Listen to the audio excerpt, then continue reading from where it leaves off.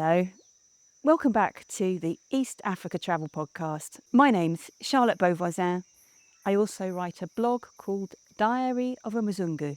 I'm standing here on the boundary of Kibale National Park, a tropical rainforest in western Uganda. I'm at Sunbird Hill, my home. Today's guest is someone I've mentioned a few times on previous episodes of the East Africa Travel Podcast. The man who taught the team at Sunbird Hill almost everything they know about butterflies and medicinal plants, and who worked with the Jane Goodall Institute to habituate the chimpanzees that are so popular with tourists visiting Uganda today. Mzee Silver Kyamukama is, or sadly I have to say was, a local legend. He made the life-changing transition from being a prolific poacher to a lead ranger and conservationist. In fact, this whole project at Sunbird Hill started because of one single decision, Silver helping Julia Lloyd save a beautiful tree from being cut down. Just before we get into that conversation, if you haven't done it already, I'd love you to follow or subscribe. And if you've enjoyed this episode, please don't forget to share it or comment or give us a review. Trees are so central to stories in Uganda. I've come across so many lodges and conservation projects that started with somebody trying to save one tree. And there are lots of origin stories of hospitals, for example, that start off under the shade of a big mango tree when there were no buildings and no infrastructure, just a common need to meet and congregate and share. This episode is a little bit longer than the regular conversations, but Mzee has so much to share with us. In fact, these are just the highlights. This is Silver's story. I'm here today with Mzee Silver Kyamukama. Welcome. Welcome. Thank you very much. Here we are at Sunbird Hill. We're sitting outside the forest house, which is on private land on the boundary of Kibale National Park. Mzee is a bit of a legend. He's very famous in the region for lots of reasons that we're going to talk about over the next half an hour or so. And Mzee is one of the key people in the development of Sunbird Hill and the NGO In the Shadow of Chimpanzees. We've been working together with him as a group and as a community for 2, maybe 3 decades now. I wanted to take you back, Mzee, to the first time that you came onto what is now Sunbird Hill land, when the chimpanzees brought you to the beautiful, huge Ficus mucusu tree. Perhaps you can tell us a little bit more about that day. Julia has selected me to be her field assistant because of being expert in the park, being expert on chimp identification, being expert on identifying plants and trees.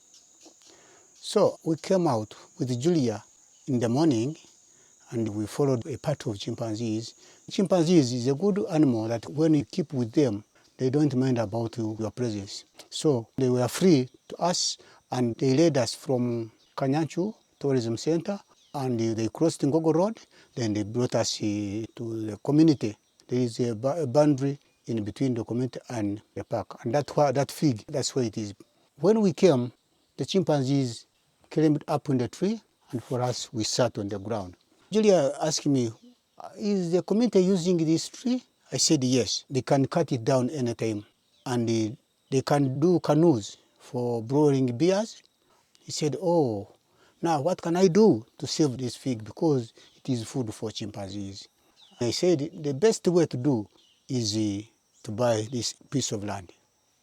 So at that time, Julia Lloyd, who is the brainchild behind the NGO and Sunbird Hill, was living in the forest, wasn't she? She was living in a tree house and everything that we have here didn't exist yet. It was just all farmland, wasn't it, next to the park? It was a cultivated land. They were planting beans, potatoes, there were maize, nuts, other plants like millet.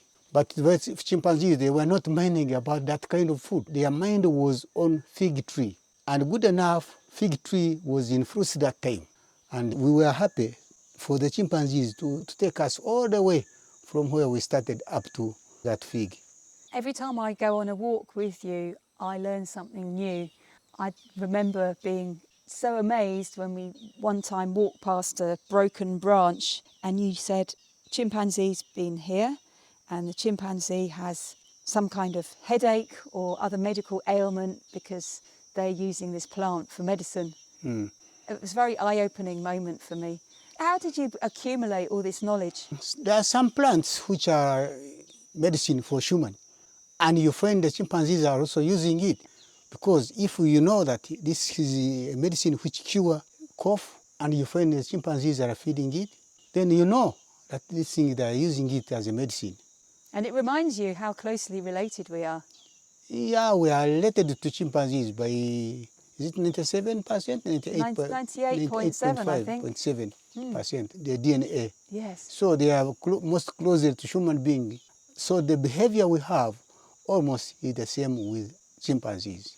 Where did you get your knowledge from? How about your father? Was he a poacher? My father was a very good poacher, and he could even lead people, taking them around Kibale National Park without getting lost. He was a person who could lead the game guards, the researchers, when they were doing research on elephants.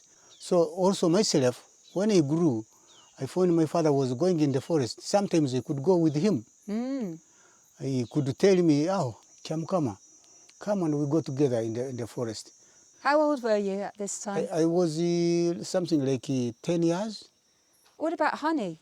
I'm very poor at honey because I fear to get bitten by bees. But well, there are some people who are resistant. They are not fearing to get bitten. But for me, I could go and be on a distance, and then I wait for them to get honey, and they give me what they can give me. But honey was there. And also chimpanzees like honey. Chimpanzees, they like meat, they can hunt. They don't eat the thing which is dead. Right. They kill for themselves. That's what they eat. Yes. So my father could take me in the forest, and that's where I gained experience. And when you went out with your dad, did you know that you were going to become a poacher? Did you know that was illegal? What did you think about? It was not illegal so much. It was just hunting. Yeah, we were just hunting. Surviving. Sometimes they could allow you to go and hunt for the king. To kill animals, but their thighs are the one to take for the king, and the tail. So this is the king of Toro Kingdom. Yes. So would you take that and give it to him? Yes. Oh. Yeah. Okay. Or you give it to the chiefs. Yes. And the chiefs are the one to take it to the king. Oh wow, amazing. So- and which kind of animals? They could hunt bushbuck, bush pigs, any animal that come from there. And the family, would you have some of the meat? Would you have the leftovers? Apart from one thigh, the rest of the meat is for yours. Yes. You share with your friends who have come to hunt, then that one will be taken home for your people for eating. Was your dad a hunter his whole life? Somehow, because he died when he was still hunting, and he was one of the staff on clearing the forest reserve boundaries. Right. How does it happen that someone like you, who's brought up to hunt and then becomes labelled a poacher, you then became a ranger, didn't you? How did that happen, that change in your life? You know, to become a poacher, you don't really say that let me be a poacher. No. There are some facts that force you to do poaching.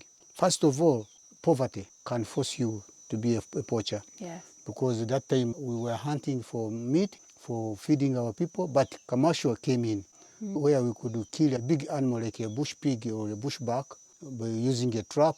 That meat, all of it, you carry it home. Then you start selling it to other people around. Then you get money for keeping your family. And that's where I got enough money for paying school fees for my children. Tell us what your dad taught you about the forest. My dad could tell me the names of the trees. I could also go helping the researchers to carry the cameras, to carry what. In that time, I catch up with the plants identification. In which languages did you learn plants? English and vernacular. You could know the tree in English name. You know, the tree is also like a human being. A person is having two names, the surname and Christian name.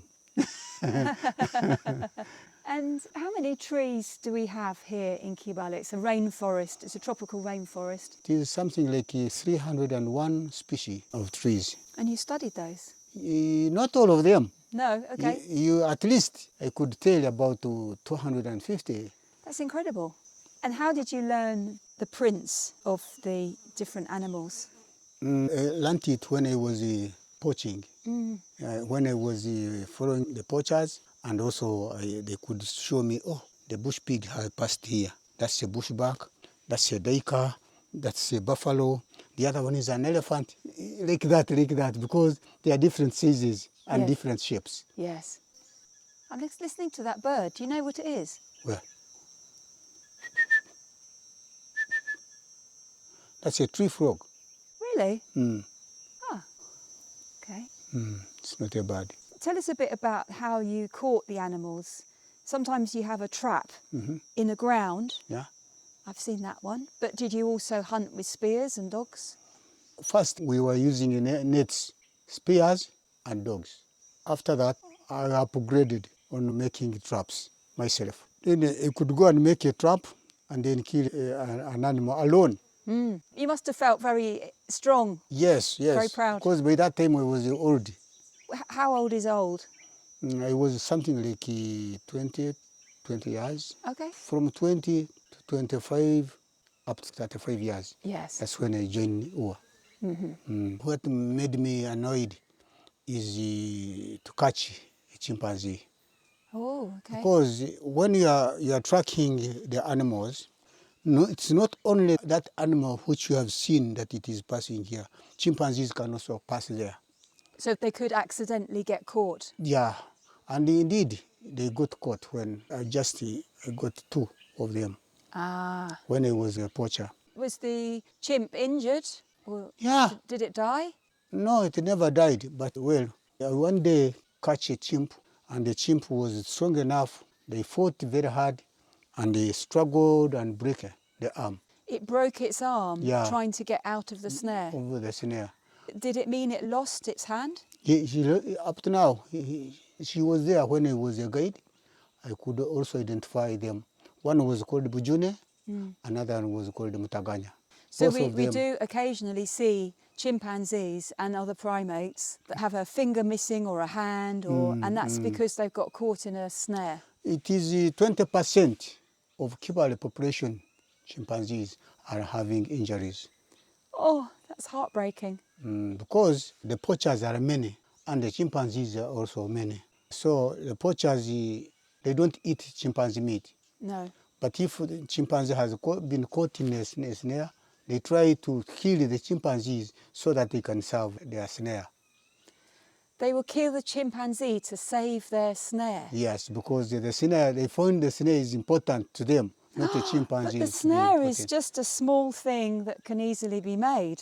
For the local people or the Yeah. poacher, his mind is about on a snare because the snare is the one that's giving him. It's his equipment, Yes, his tool. yes. So they don't mind about They don't value the chimpanzee. they don't value at all.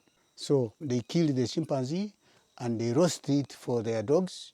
Oh. Because humans don't eat chimpanzee meat here. Only it is Bakonjo people and the Congolese. Congolese. Yes.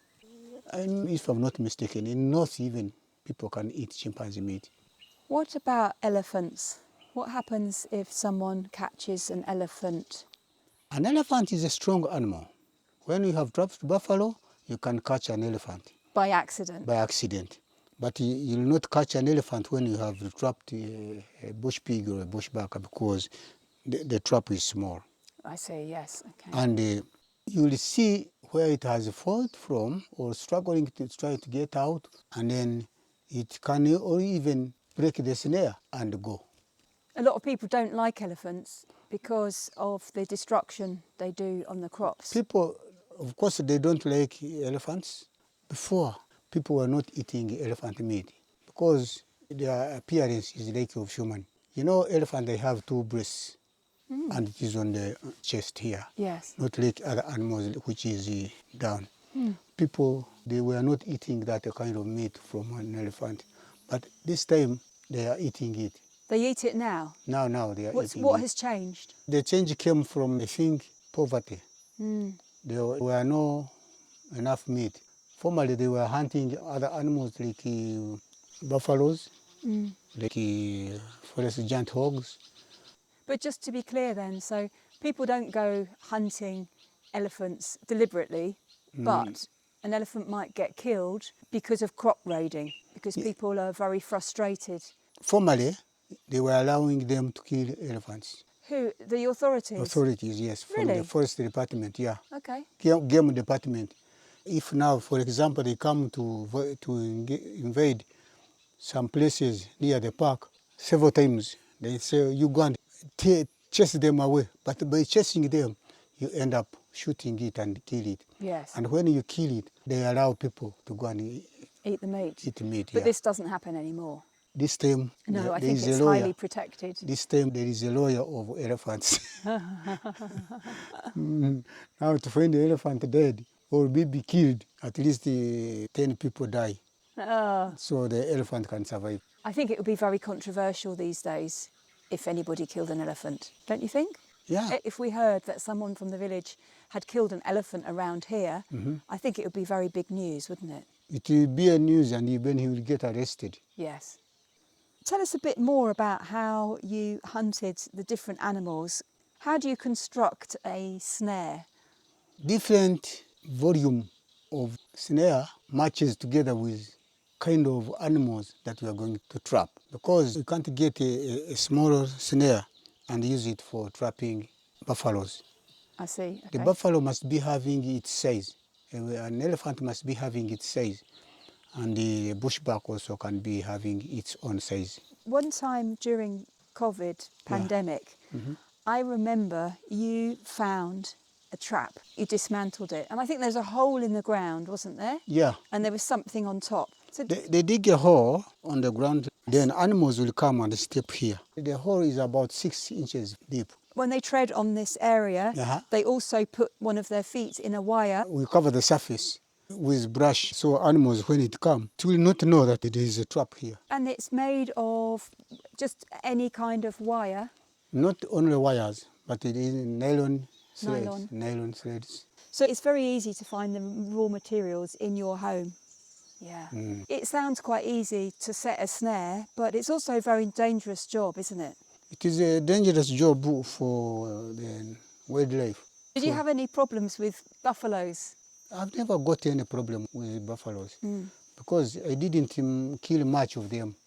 The buffaloes, I must have killed about 3 of them only. What about snakes when you're in the forest? Snakes are there, but you have to be looking very vigilant to see, oh, there is a snake here, then you dodge it.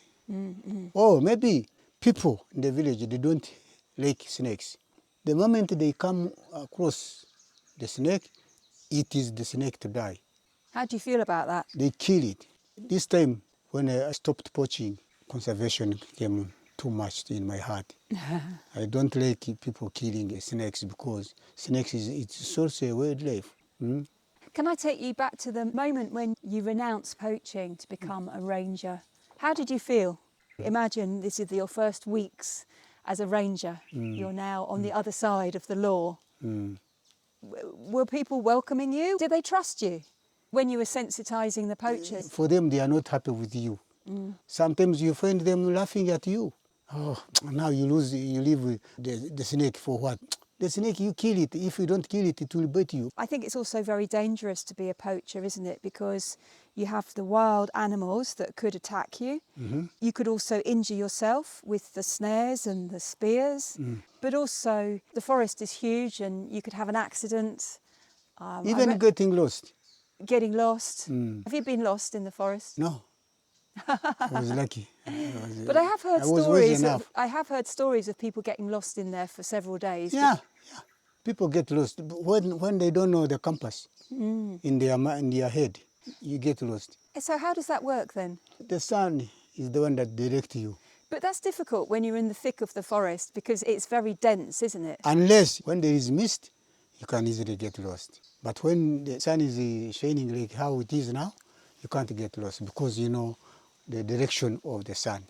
I find it so confusing because it's over 700 square kilometres of forest, isn't it? And I've only been in a couple of sections that are very much on the outside. And I instantly felt completely lost because everything almost looks the same. And And there are lots of hills, and so yeah, you can get disorientated quite quickly. What you do, if you know that the compass is in your head, you will say the sun is coming from east to west. Then when I stand facing the sun, on my left hand side it is north. Then south is on my right hand side, facing the direction of the sun. Automatically will come out. You can make it. Make it sound easy. I don't Yeah. know if I would What find you it that do easy. is sometimes you reach on the tall tree, Ah, then you climb up. okay. You see some places which is near or which is far. Uh-huh. Then if you see that you can get confused, you stop and put a stick like this. You put a stick in the ground, yes? Yeah. Then Mzee's showing me. you wait. You sit here.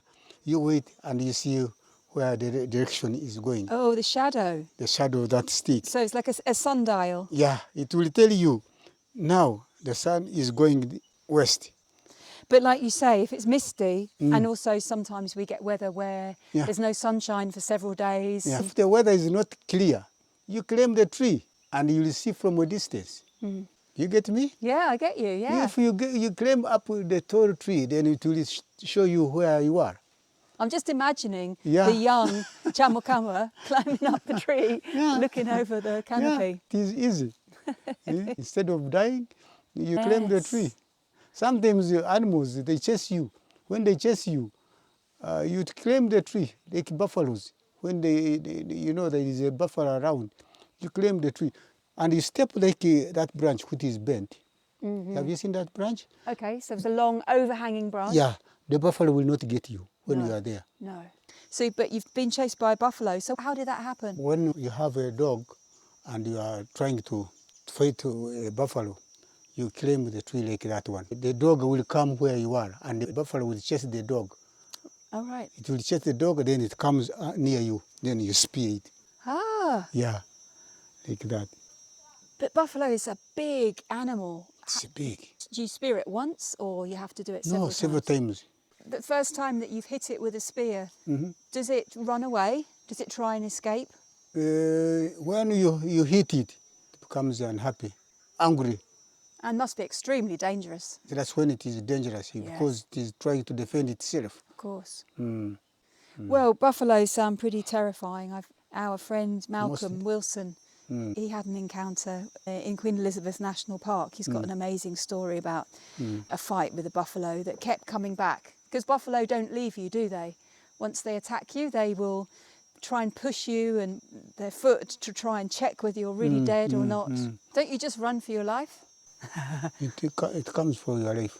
Yes. No, what I mean is, if a buffalo was here and it looked at me and I knew it was going to come for me, what is the number one thing I should do? To fell down. Really? Not Yes. just run away? You run away, it gets you. This is what I find so you do when you see it is coming, Play dead. play dead on the ground. Yes. Then when you are on the ground, keep on rolling, rolling, rolling, rolling, rolling, rolling. It will not get I would you. be worried that it would stand on me. No, it won't stand on you. It is just, It's licking you yes. to try and get pu- a reaction. You then use the horn the like horns. this Okay. to uplift you. Right. Mm. It wants to attack you when you're standing up. When you are standing up, you will not survive. It will get you. Oh, that's scary. And once it gets you into its horns like this, you know it is bent. Yes. When you enter in here, in the middle here, Yeah. it keeps on doing like this. Oh, okay. Then- So it will grab hold of you with its horns and just shake you Yes. vigorously. Then you get weak and die. Whoa. Mm. You must have got very scared sometimes. Oh, in of the course you first. have to. You have to. And what did your dad do to motivate you, to make you strong when you're this 10-year-old boy? You know, when you are a man, don't be coward. If you become coward, you die quickly. You be brave and then you will manage. If something comes and then, and then you get scared and run, what are you running? You wait until you see what is that one. Then you defend yourself. So was your dad still around when you became a ranger with Uganda Wildlife Authority? My father died in 1985. Uh-huh. Then OA started in 1991. What made you join? Was there one thing? I first applied like a porter. Oh, okay. The frontiers were the one that started the tourism. Then they gave me the job of keeping the gate and also night watchman. But when the volunteers finished their work, they said, we want people who knows much on wildlife. They said, Silver, how did you study? I said I completed P7. P7, which is primary school. Yeah, Yes. primary school. They said, now, can you manage it and get a certificate of senior 4? I said, try and get that certificate. Because you know much, you know butterflies, you know chimpanzees, you know plants, you know what. We don't want to miss you. Good enough, my late brother has left me with a certificate. His certificate. His certificate. So you're saying that you thought about using his certificate? Yes, yes. I went to Entebbe at the printing Entebbe. Oh. I took it there. They gave me original in my names, no longer in his names. Then he brought that thing. I said, well done, well done. We are happy with you now. They gave me a job as a ranger. Brilliant. Then I had to teach other people on butterfly identification, on plants identification, on surveying even the trails. So I think you helped, didn't you, develop some of the trails Yes. that we now use all the time for tourism? Yes. And even my name is there, my trail is there. Oh, I never knew Silver, that. Silver trail is there. Silver Trail. Yes. Beautiful. Yeah. So I managed to be a guide, to be a ranger. Wonderful. I went for military training, became a trained soldier. And by the time I retired on corporal. And how many years were you a ranger? About 26 years. How did you learn about butterflies? I was working with a certain man called Edmond Waliatagara, who was collecting butterflies, and then he could sell them outside countries, as maybe he could sell them to one of the companies, or to make some photos, or maybe, I don't know much what they were doing with the butterflies, but my work was to collect them, and they would earn every month 35 shillings. And then that's why I got a job mostly, because there were no people who was good enough on butterfly identification. So I know you through Julia Lloyd, Yeah. a mutual friend, and she helped habituate the chimpanzees, and that was in the 1990s, is that right? 1995. What was the organisation that you were working with? Was it Jane Goodall Institute? Yeah, Jane Goodall was the one that was leading that group. How did you know how to habituate chimpanzees? Had you done this anywhere else before? This one, some people from Makerere University, they could come to teach us how to habituate them. They could send us researchers to come and teach us how to habituate chimpanzees naturally, not giving them food. Other places they were feeding them, let me say. Oh, But right. here in Kibale, they said, don't give them anything. When you want to eat something, you move away and you eat your thing, then come back. My understanding of habituation is that you take a wild animal and you spend enough time together that it doesn't run away and that you're not affecting its behaviour and that you can then spend time with, let's say, the chimp or the gorilla and they're not minding you and you're not minding them. So everyone's relaxed. Everyone is relaxed. And you're not affecting their behaviour in any way. Yes, somehow like that. And how long did it take you as a team to habituate these chimpanzees? It took us like 5 years. 5 years? Yeah. At first we took 3 years. And tell me what the typical day when you're habituating. My typical day of habituation. Yeah, like a work day habituating. What did you do? What we could do is to wake up early in the morning and you stay with the chimpanzee. And you nest them, you leave them where you have left them. And then in the morning, you come at dawn, you use torches, but making a sign not to get lost. You go and find it where you have left them. You wait for them to move out from the nest, then you keep with them again. You do that consecutively, every day, every day. So chimpanzees nest in a different place every night. Yeah. And they nest high in the trees. Yes. So every night they're making a new nest. Yes. And they will stay up there the whole night. Yeah. So it's important that you get there very early in the morning before they leave that nest. Otherwise, you might find it difficult to find them. Yes. If you delay and you find when they have left the place, you just listen. Or maybe you look around and you'll see where they have passed. That's the use of tracking. To see the knuckle prints, where to see where they have passed, where feeding places, where they have defecated, like that. And so at the end of your day, you followed the chimps somewhere and you've seen them getting ready for the night, building their nest high up in the trees. How did you make a note of where they were so that you could tell the other team that were coming the next day? Okay, what you do is take a GPS code. Does that work even in the middle of the forest? Yeah. I think that's what they do with the gorillas, isn't it? Every night they record the last known location. Yeah. So in the morning they can find them again. That's a long day, isn't it? I mean, it's about 12 hours or something. Yes, 12 hours. So you go with your cameras and binoculars and you're writing observations. Exactly. You go when you are equipped, you get cameras, binoculars, data sheets, ready with pens, not one pen, because one can get lost. But you must have had to carry all your water and your food for the water whole day. bottle, lunch, because it will find you there. Long day. Yeah, very long day. Now I understand why you have such a bond with Julia, because you spent so much time together in quite a difficult environment in some ways. Sure. Passing through animals, Julia. Tell us some stories about Julia.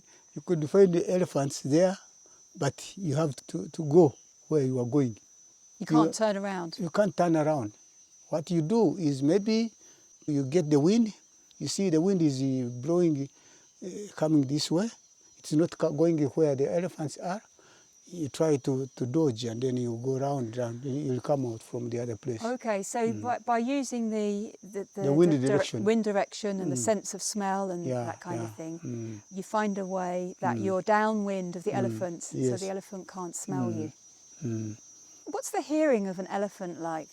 For them, they use detecting, smelling, than seeing or hearing. Wind is the one that the elephants use. If the wind is blowing from the elephant to you, you'll go as close as you, where you are, without knowing you. And seeing, it depends from the color. If you are in black, if you are in green like a bush, don't be yellow.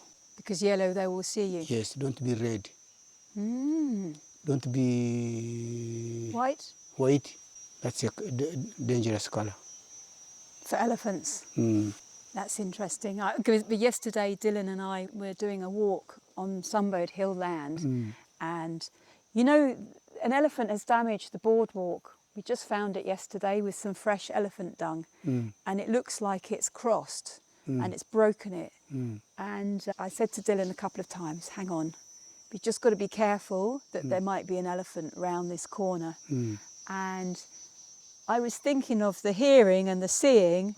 I didn't really think about whether it would smell us or not. Smelling is most important. Wow, okay. To elephants. Yes. Smelling. Their lens cannot see much unless you have a different, that color I've told you.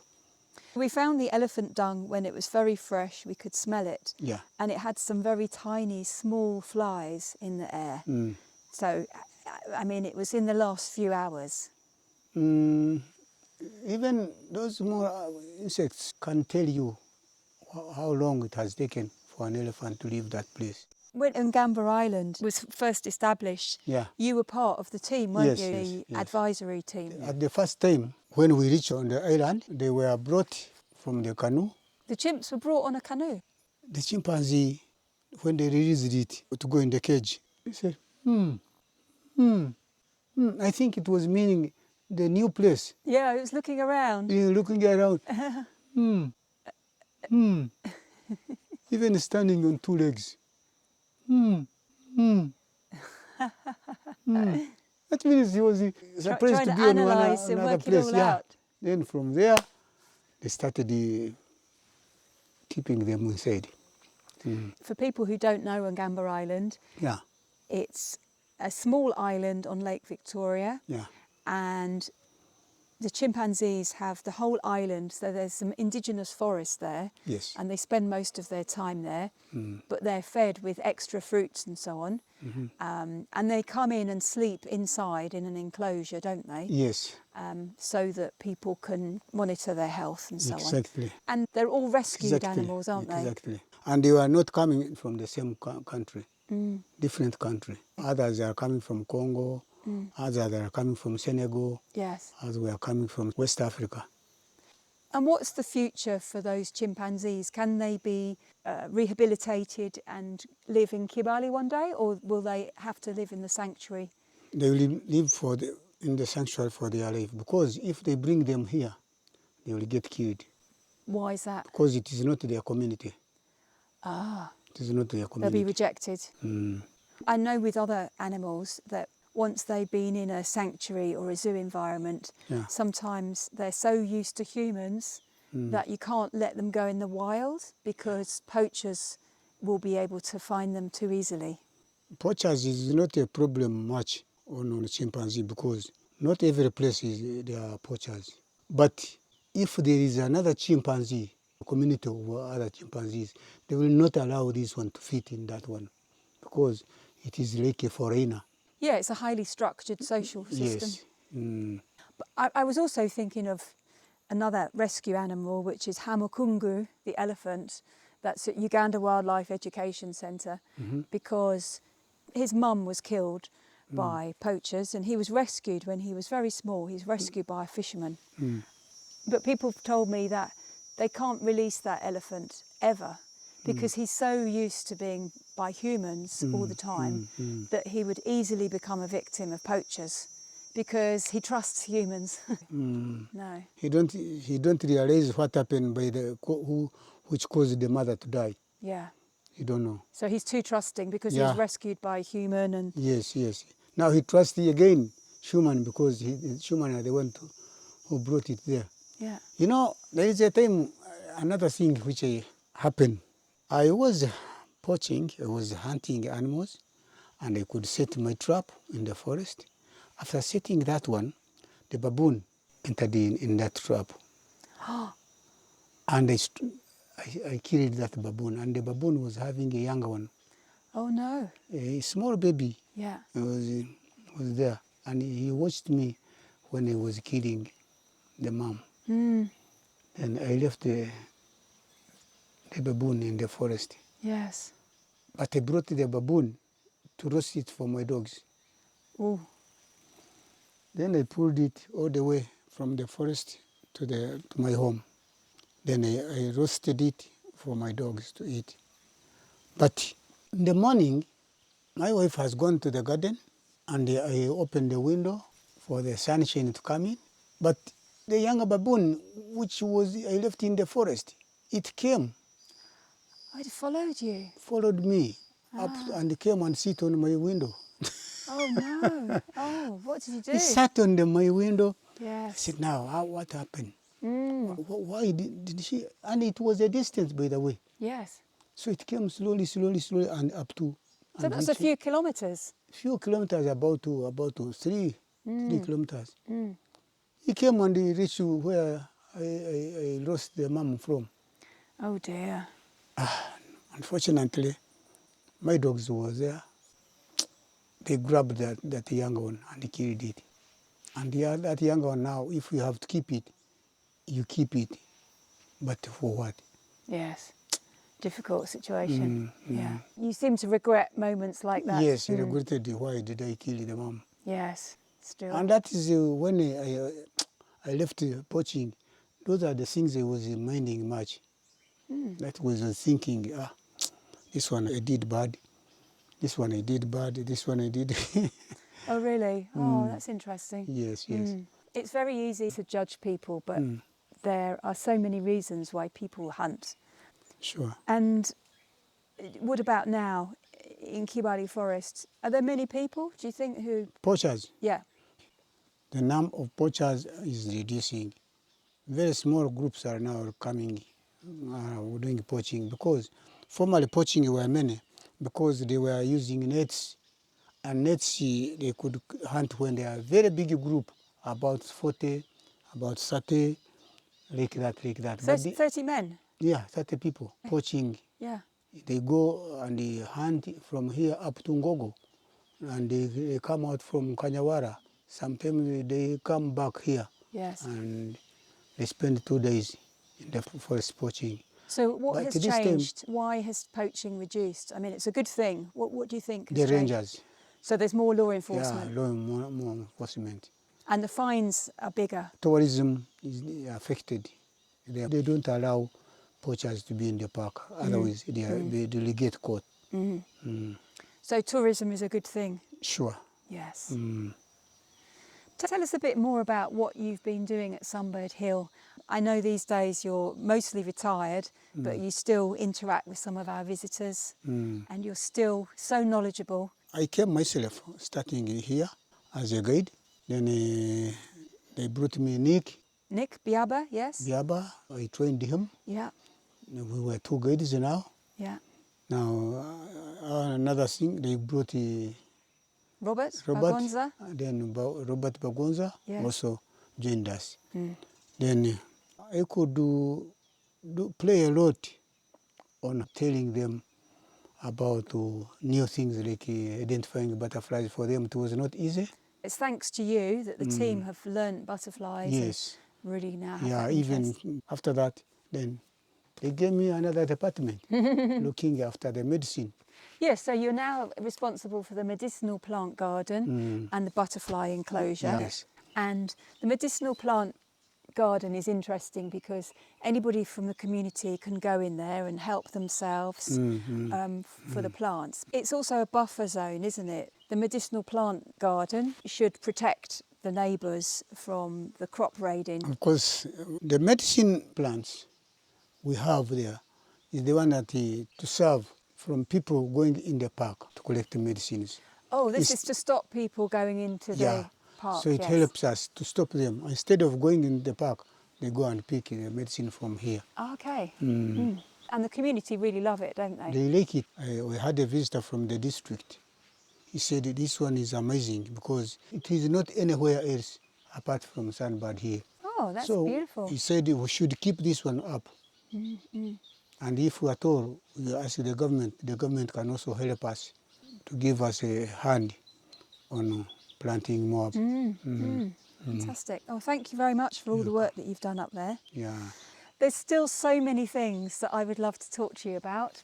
I just wanted to thank you personally for everything that I've learned from you and for You're welcome. your dedication to conservation and your commitment to the next generation and sharing your knowledge with them. Part of the reason that I'm doing the podcast is I'm trying to promote Sunbird Hill and also promote people like you who do really great work with conservation. And I just wondered, in your words, according to your vast experience, what is special about Sunbird Hill? Why should people come and visit here? Sunbird Hill, formerly it was a cultivated area. But this time it is a forest, Yes. let me say. People who want to know the information about forest, they start from here. And our guide is expert on giving out the information. And secondly, it is a good place because it is adjacent to the park. It's right, it touches the park, Yes, isn't it? yes. So you can get species from the park to Sunbird Hill. Yes, yes. There's no difference between a park and Sunbird Hill because they are brothers. Like maybe a daughter, a son or a daughter. Yeah, Sunbird Hill is a son to the park. Yeah, so anything which is found in the park, it will be in the forest. Yes, And yes. I'm happy that we have conserved some plants. We have conserved the nature, how it is. Yes, yes. We are caring for it like our garden. I call it my playground. Yes, because now people will come to know much on Kibali National Park from Sunbird Hill. through Sunbird Hill. And we talked before about how it was saving one tree that created what we have now. It started just with one tree, and over the years you've helped Julia buy little pieces of land. So it's like a patchwork, isn't it? That all these little pieces of land, people were growing all different kinds of crops, but the farmers got so frustrated with the elephants and chimpanzees and baboons eating the crops that they were very happy to sell it. Yeah, And now it's rewilded, isn't it? sure. For like 15 years or something. It's been it's going back to the way it was. Okay, Mzee, thank you very much for being Welcome, part of my Charlotte. podcast. You're welcome, Charlotte. Wewale munonga. Kale nyabo. It's hard not to be moved by Silver's story, especially that young baboon following him home. You could really hear the regret in his voice, couldn't you? You can't meet the young Silver who climbed the forest canopy to find his way home, but his legacy is everywhere here. Silver is still very central to Sunbird Hill because he passed on so much of his learning to the Sunbird Hill team. In fact, today as I record, the boys are monitoring butterflies. That's something they do every month. They also monitor moths. So if you come to Sunbird Hill, you can explore all of Silver's trails. You can visit the medicinal plant garden that he curated. What is Sunbird Hill? Well, it's a private site on the edge of the national park, and it's under the NGO In the Shadow of Chimpanzees. Specialises in training young people how to identify birds, butterflies, any living thing, and inspires the love of conservation. So if you visit, you're supporting that legacy. You can be part of citizen science. The knowledge and the passion of the team here is so contagious. I guarantee you're going to have a great time and you're going to learn so much. And of course, you'll hear very fond stories and memories of Mzee Silver from all the team here. So do come, do explore with us. If you enjoyed my conversation with Mzee Silver, I'll be publishing a second conversation with him in due course. It's such an honour to speak with individuals like Mzee because I learn so much, not just when I'm talking to him, but every time I'm editing and listening again and tweaking a bit of the content, I hear things in a whole new way. So it's like having a one-to-one mentorship with this lovely gentleman who we have all been so fond of. You've been listening to the East Africa Travel Podcast with me, Charlotte Beauvoisin, author of Diary of a Muzungu. Don't forget to share this podcast with at least one friend, please. If you have a moment, I'd really love a review or a ranking on any of the podcast directories. Write a comment. Join me next week as we hang out with cool people doing awesome stuff to protect our planet. Thanks for listening.